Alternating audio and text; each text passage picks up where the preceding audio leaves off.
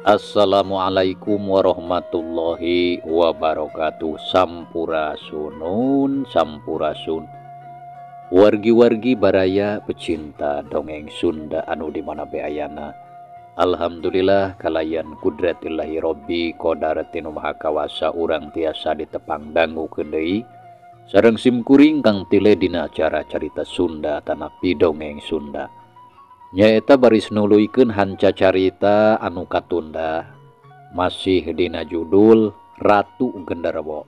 Anu mana ieu carita teh hasil buah karya atanapi karangan Kang Asep Gun ti Majalaya Bandung. Kesugri kaum dangu dina jujutan hanca carita anu katunda pedaran kang tile kasapih kuanci dina mangsa medarkeun kaayaan Nyi Sumarni anu mana harita parantos nepungan deui dukun anu dipun tangan tulungna nyaeta Kidongkalnya samala harita Kidongkal oge parantos ngondang makhluk pipiaraan nyaeta bangsa siluman eta hanca teh. Sumangga mitra ameh teu nyangkolong kana waktos urang puseurkeun di perhatian urang kana ieu carita.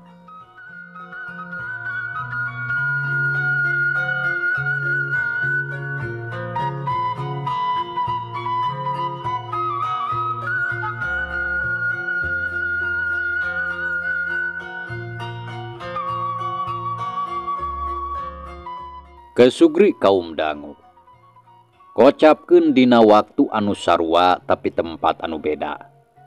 Harita wanci geus rincak kajanari leutik di imah juragan Marna geus jarempling da puguh kabeh pangeusina keur meujeunna taribra. Kaasup siturundul manehna mah karek pisan sarena oge. Dina kayaan keur kitu kadenge ti jero kamar juragan Warti aya anu ngajerit bari aya sora anu blag-blug. Atuh puguh we juragan Marna anu harita manehna keur sare di kamar anu sabelahna deui langsung orejat hudang. Barang ngadenge eta anu jajeritan teh tayalian ti pamajikanana. Gura-giru manehna nyampeurkeun barang geus asup ka kamar kasampak pamajikanana keur adu glajer bari jajeritan jiga anu manggih kasieun atawa kareuwas. Panona buburi lengan dua leungeun roroesan jiga leungeun anu keur palinyangan pamuntangan. Ibuna, kunaon ieu teh? Aya naon? Naon anu dirasa? Juragan Marna jadi samarampa, rumpang rempeng teu nyaho naon anu kudu dilakukeun. Keur kitu kadenge ti luareun kamar aya anu nyarita. Tayalian nyaeta biinah jeung siturundul anu harita kageureuwahkeun ku sora jajeritana juragan Warti. Maranehna teu wani ari kudu totolojong asup ka kamar dununganana mah. Ukur bisa pating jaran teng hareupeun panto kamar anu rada melenge. Juragan, kunaon? Ukur kitu nyaritana biinah teh tuluy ngareret ka siturundul anu nangtung gigireunana. Untung harita juragan Marna langsung nembalan ti jero. Kabeneran bibi nyaring. Kadieu bi ieu pamajikan kuring jadi deui. Okna, atuh geus puguh aya parentah tinu jadi dununganana kitu mah. Biinah jeung siturundul harita keneh blas plus arasup ka jero kamar. Kunaon deui juragan istri teh juragan? Nuh ning ngadeng-deng kieu bibi mah. Den, kunaon den teh? Ceuk biinah hari weus bari nyeklan leungeun juragan Warti. Tapi ayeuna mah juragan Warti teh teu jajaritan malah awakna oge katempo ngalempreh panona peureum jiga anu sare deui. Teuing atuh bi kuring oge tadi teh karek-kerek ngalenya pisan. Bieu mah panona ge buburi lengan. Jaba anu songkol jiga nu manggih kasieun jeung kareuwas. Tapi ayeuna mah geus leler deui geuning. Ceuk juragan Marna bari ngareret ka biinah jeung ka siturundul anu narangtung tukangeunana. Ngimpen panginten tadi mah juragan, gedengan ayeuna mah kulem deui. Ceuk biinah bari melong kana beungeut tunungan awewena anu katempo bangun anu tibranaker. Nya meureun bi, da kuring tadi teh keur ngeusian kamar urut si Nyai. Jadi tanya mimiti na ujuk-ujuk ngajerit we. Nya ayeuna marek di dieu we bisi kumaonam. Ceuk Juragan Marna bari nyimbutan awak pamajikanana. Geus puguh kitu mah. Biinah jeung si Turundul oge kalaluar ti kamar. Laju muru ka kamarna masing-masing. Sajeroning aya di kamarna pikiran si Turundul jadi teu pararuguh. Sabab basa tadi ku manehna katempo aya anu ngolebat waktu manehna rasup ka jero kamar dununganana. Ari rek diudag da sieun matak ngabarubahkeun ka dununganana. Tungtungna manehna ukur ngahuleng. Matak basa tadi keur di jero kamar dununganana oge. Manehna mah teu milu ngomong sabab pikiranna masih museur ka hiji jirim anu katempo sakolebat teh.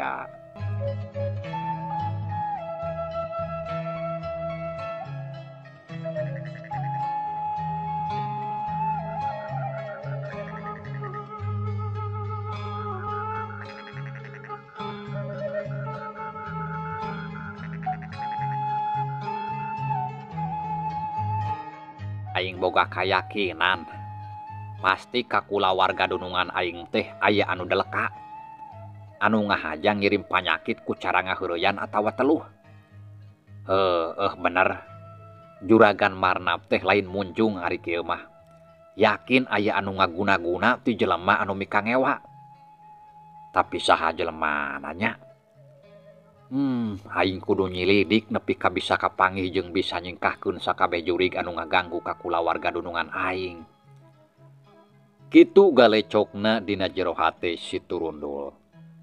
Nepi ka wanci isuk mitra, si Turundul teu ngarejepkeun panonna sakerjep-kerjep acan. Sakumaha biasana si Turundul terus wae barang gawe.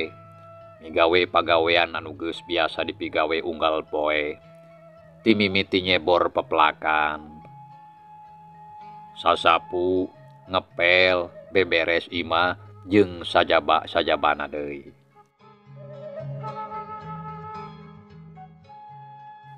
Kasugri kaum dangu. Geus aya kana 2 minggu ti saprakajadian peuting harita.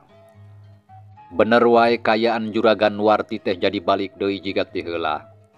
Unggal poe terus ngulubut taradai keluar ti kamarna.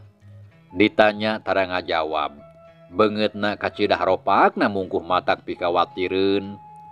Nyaksian kayaan pamajikanana anu jiga kitu deui, Juragan Marna jadi hariwang teu paruguh rarasaan. Unggal poe pikiranana teu weleh dilimpudan ku rasa kasalempang sok sieun pamajikanana teu bisa cager deui. Duh, mun kieu wae mah aing kudu nepungan deui mamaajengan ka lembur babakan mukti.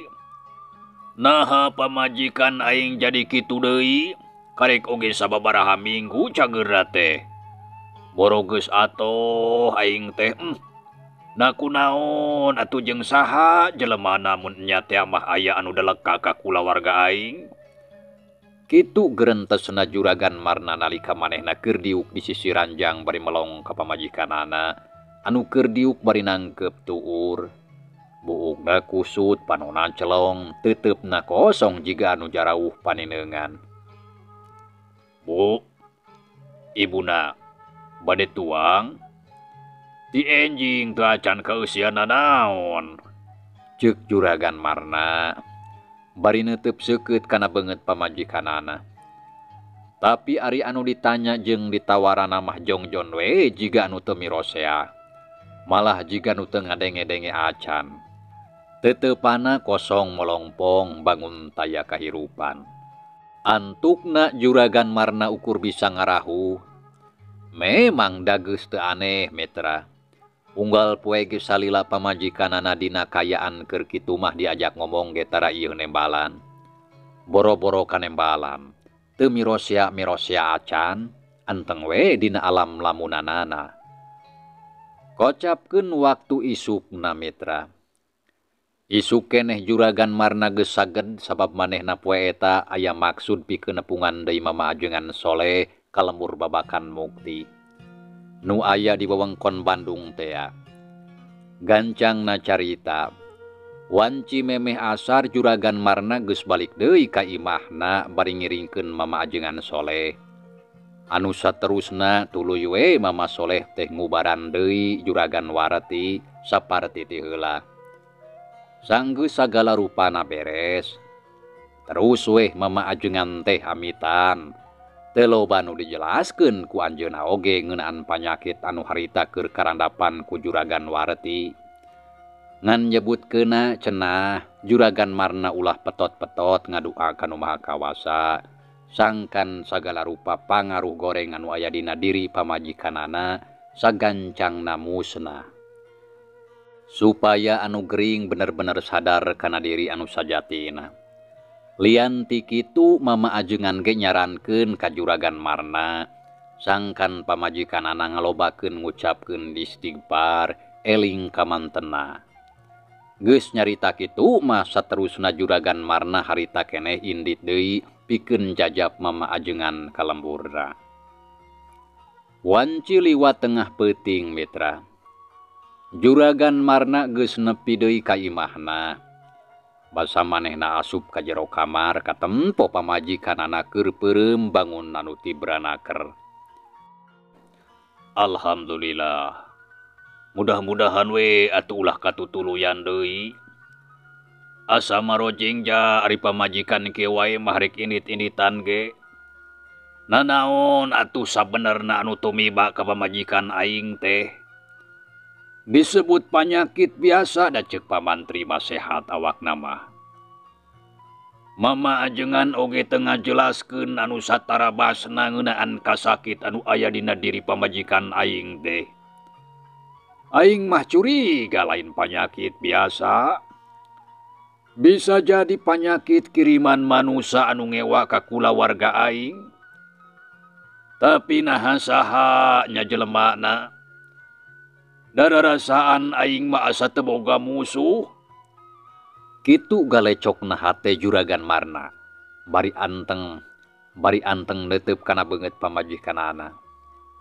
Tisaprak diubaran deui ku Mama Ajengan mitra. Kaayaan juragan Warti teh kalah beuki parna. Sajabati ngulubut bari hulang-hulang bari tara daek nyarita teh ayeuna mah ampir meh unggal peuting. Sok jajeritan bangun nempo hal anu pikasieun. Awakna abrug-abrugan panonna buburi lengan mungkuh mata kuatir jeung geumpeur ka sararea. Pang-pangna juragan Marna anu jadi salakina. Harita di jero kamar tempat sarena juragan Warti geus aya biina jeung si turundul anu ngahaja di geroan ku juragan Marna. Wanci geus ampir nincek ka janari leutik. Juragan Warti terus jejeritan jeung adug-adugan. Panonna buburi lengan kaluhur kawas nempo anu pikasieun. Sararea nu aya di dinya teu bisa kukumaha ukur rumpang reumpeng teu puguh cabak. Teu nyaho naon anu kudu dipilampah. Tapi dina kayaan kitu pok si turundul nyarita ka juragan Marna. Punten juragan, upami juragan ngawidian abdi bade kaluar heula sakedap. Rek naon make jeung kaluar sagala dul. Baturan kuring di dieu eueuh keur pakumaha-pakumaha. Tembal juragan Marna melong kana beungeut si turundul. Nya sujang rek naon atuh make jeung kaluar sagala. Tariris jeung paroek deui di luar mah. Abdi bade ningal heula ka pangker. Tadi asa aya anu ngolebat di dieu duka naon. Panasaran abdi teh ayeuna bade ditinggal bilih aya anu teu paruguh. Ceuk si turundul antukna nerangkeun pamaksudanana ka juragan Marna oge ka biina. Ngadenge si turundul nyarita kitu sakedapan juragan Marna jeung biina marencerong kana beungeut si turundul. Bangun anu ngarasa kaget tapi akhirna mapok juragan Marna nyarita deui. Duh, geuningan maneh mah bisa nempo kanu kitu dul. Nya jiga atuh susuganan we bisa kanyahoan naon sabenerna nu tadi katempo teh. Pokna bari mencrong ka si turundul. Mohon juragan, abdi kaluar heula nya. Bi, uing kaluar heula. Nya. Kade cing ati-ati. Tembal biina rada malaweung basa si turundul nyarita ka manehna teh. Anu saterusna si turundul kaluar ti kamar dununganana. Laju murupan tukang anu lawang ka dapur. Jerut weh manehna turun ti jero dapur, jen ngajanteng salila-lila. Manona rutret ka sakurilingeunana.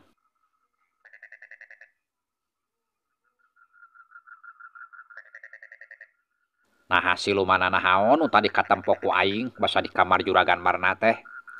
Da lain anu teh heula geuningan. Hartina lain hiji jurig jeung siluman nu aya di dieu teh. Terus naon maksudna make caricing di buruan imah dunungan aing. Kitu ceuk gerentesna. Teu lila manehna ngagerentes deui. Kaharti ayeuna mah. Moal salah deui pasti ku ayana dunungan awewe jadi gering jiga kitu, alatan dijarailan ku eta jurig. Kudu dibeunangkeun jurigna kaya kieu mah. Engke ku aing rek ditanya saha anu nitahna. Da pasti aya anu nitah. Kurang ajar teuing siah. Kitu galecokna dina jero hate si Turundul. Tuluy manehna lelaunan leumpang muruka juru beh kaler anu aya tangkal jambu air. Nu eta tangkalna nya tangkal jambu air parendeng jeung tembok kamar dununganana. Katempo sakolebat jiga aya anu ngajuringkang ti handapeun tangkal. Si Turundul gentak nyampeurkeun barang sorog katempo di handapeun eta tangkal. Aya hiji jirim anu tayalian nyaeta si Jurangrong, siluman anu keur peuting ti heula kungsi bentrok jeung manehna. Si Jurangrong teh salah saurang bangsa jin atawa siluman baladna Ki Boronjol anu diparentahkeun pikeun nerapkeun teluh pangrabun ka Juragan Warti. Jeung ngurungan ruh atawa raga lemesna Juragan Warti. Sangkan Juragan Warti jadi linglung teu sadar kana diri anu sajatina. Ari Ki Boronjol nyaeta siluman patalukanana atawa bisa oge disebut piaraanana Bah Dongkal. Anu dipinang saraya ku Nyi Sumarni tea. Perlu dikanyahokeun jeung diinget deui mitra. Yen si Turundul mah anu sabenerna. Sacara syariat manehna teu kungsi ngulik-ngulik elmu jeung teu kungsi miboga guru. Dina hal ieu nyaeta ngeunaan bisa nempo tur boga kakuatan katut kaunggulan pikeun bisa nempo atawa ngelekeun makhluk-makhluk anu sifatna teu kasat mata. Sabangsa siluman jeung anu lain-lainna jeung eta sakabeh tug nepi ka ayeuna manehna nincak dewasa. Saurang oge taya anu nyarahoeun ngeunaan kaleuwihan nu disebutkeun tadi kaasup indung bapana oge.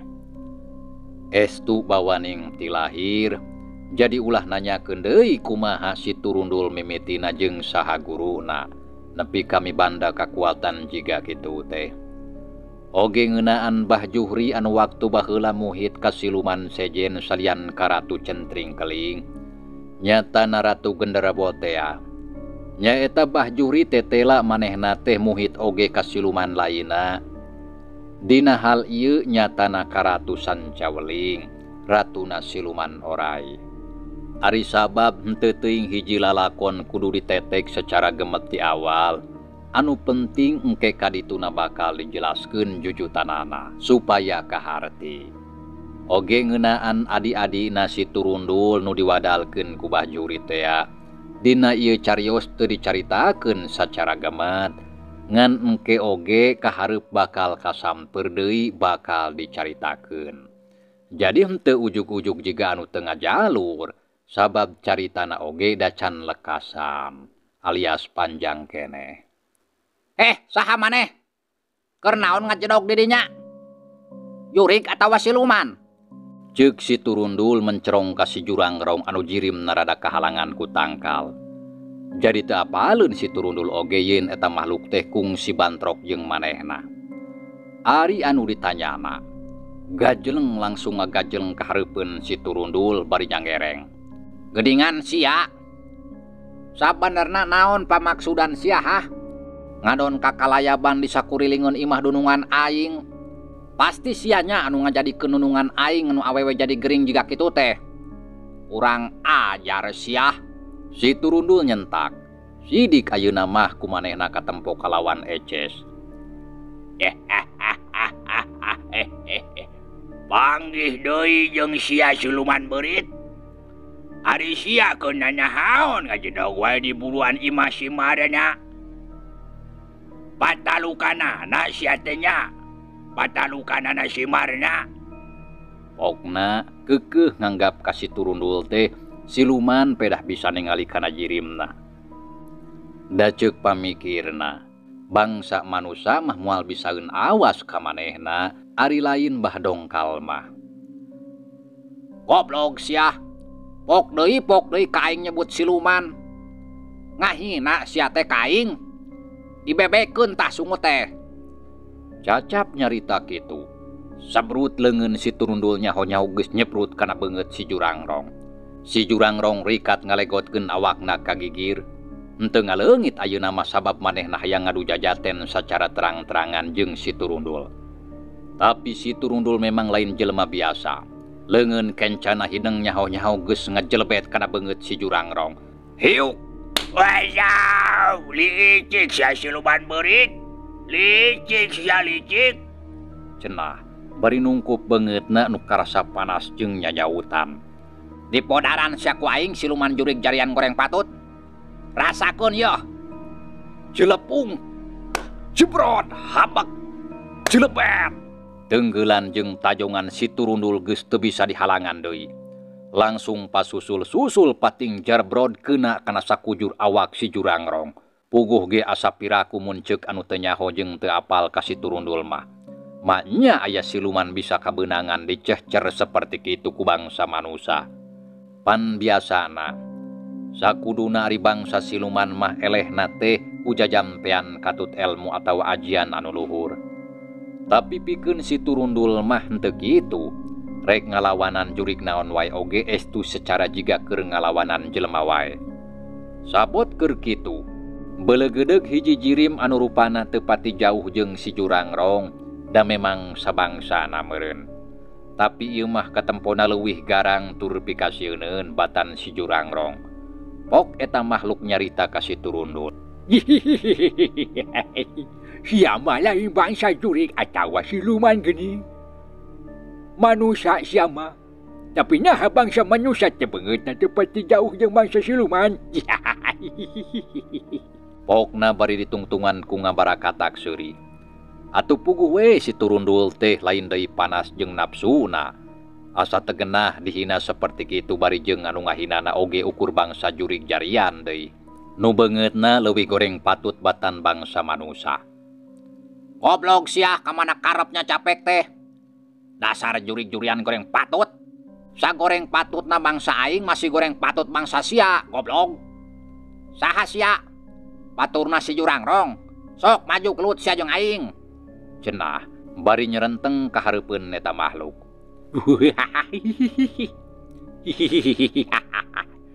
Gede ambek sia manusia turundul. Aing oge apal ka sia. Tapi aing teu sieun.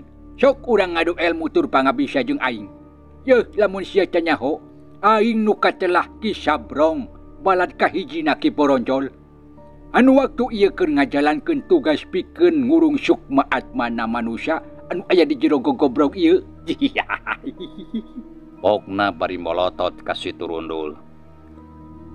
Kaharti ayeuna mah. Sing horeng dunungan awewe teh memang aya anu ngaguna-guna.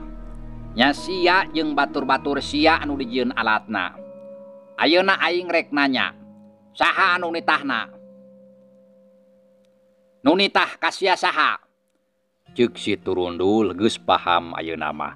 Naon nu sabenerna tumiba ka dununganana, nyatana aya jalma anu daleka. Nu ngahaja ngirim kasakit ku ngaliwatan para jurig anu diantarana nyaeta anu keur dising hareupanana ku manehna harita. Lain urusan sia eta mah manusia turundul. Aing moal ngabejakeun yen anu nitah aing jeung sabalad-balad aing ngaranna Aki Dongkal. Pokona mah moal dibejakeun we. Abong siluman mitra. Cenah moal dibejakeun ari bieu nyebutkeun yen nu nitahna nyaeta Aki Dongkal. Kanyahoan sia sok bejakeun ka aing urang mana manusana eta nu ngaran Aki Dongkal teh. Ceuk si turundul tambah penasaran. Saha nu nyebutkeun Aki Dongkal? nyanyahuanyan siya mah. Ento, lain aki dongkal, pokokna mah. Cenah, karek sadar meureun mitra. Tapi sabot kitu celengkeung ki jurang rong anu harita geus lalertina kanyerina. Nyelengkeung ditujukeun ka baturna. Bageus sia teh montong diajak wae ngadongeng matakna. Jadi we kacaletot omongan. Wayahna daek tu daek sia atawa aing kudu bisa ngabinasa ieu manusia siluman beurit. Sabab lamun teu dipaehan bakal jadi mamala ka hareupnya. Bisa-bisa urang duaan dihukum ku Ki Boronjol. Heuh bener rong. Hayu urang rawe kuduaan ieu manusia turundul teh. Lain siluman geuninganan ieu mah manusia ngan pedah huluna turundul jiga hayam lisung. Ceuk Ki Sabrong bari ditungtungan ku ngagak-gak seuri. Dasar jurig jarian lebokeun tetelo sia. Sor maraju duanana.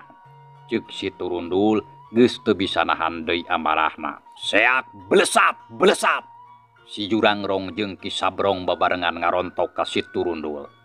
Si turundul gentak ngajaulkeun badana ka luhur. Harita awak si turundul ngalayang jiga nu ngapung aya di luhureun musuhna nu duaan. Cedak! Jebrod! Sukuna geus teu bisa disingkahan deui. Langsung pating jerebrodkeun kana sirah kadua lawana. Dengan ukur kitu, basa dua lawana keur pating soloyong bari pating gorobok alatan masing-masing sirahna. Karasa asa digebug ku beusi ratusan kali bobotna. Si turundul nyusul tepus najongkeun sukuna ngahancak kana tonggong maranehna. Wayah! Ya. Si jurang rong jeung Ki Sabrong meh bareng pating koceak. Awakna pating gedebut ninggang kana tangkal. Saterusna duanana hahargungan bari adug-adugan nahan kanyeri. Dina sirah jeung tonggongna anu karasana. Teu beda jeung anu digebug ku beusi gede. Udang sajurig jarian goreng patut. Eueuh tina sajarahna ari aing salaku bangsa manusia anu jelas-jelas leuwih mulia batan bangsa sia. Ari kudu eleh jeung sieun ku jurig jarian seperti saria mah. Goblok.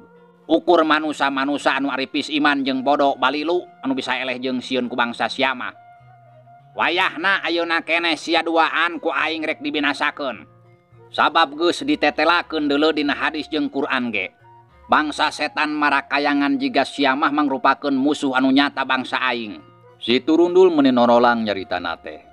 Ambekana katarang ngahegak panonna semuhurung melotot kanu duaan. Wampun manusia, kula duaan ulah dibinasa. Sabab kula mah mung ukur ngajalankeun parentah. Sarua kula oge ukur ngajalankeun tugas. Jadi ulah nyerahkeun ka kakak kula. Oge ka batur kula. Teu bisa sia. Aing moal rek percaya kana tipu daya jurig jiga saduaan. Aing ge nyaho sia duaan teh memang pagaweana kitu. Tukang deleka ka bangsa manusia. Artina wayahna ayeuna keneh ku aing rek dimusnahkeun. Mitra. Cageula ieu carita urang tunda heula nya. Insyaallah kin urang lajengkeun deui. Hatur nuhun kana naon rupi perhatosana. Wilujeng kantun. Wassalamualaikum warahmatullahi wabarakatuh.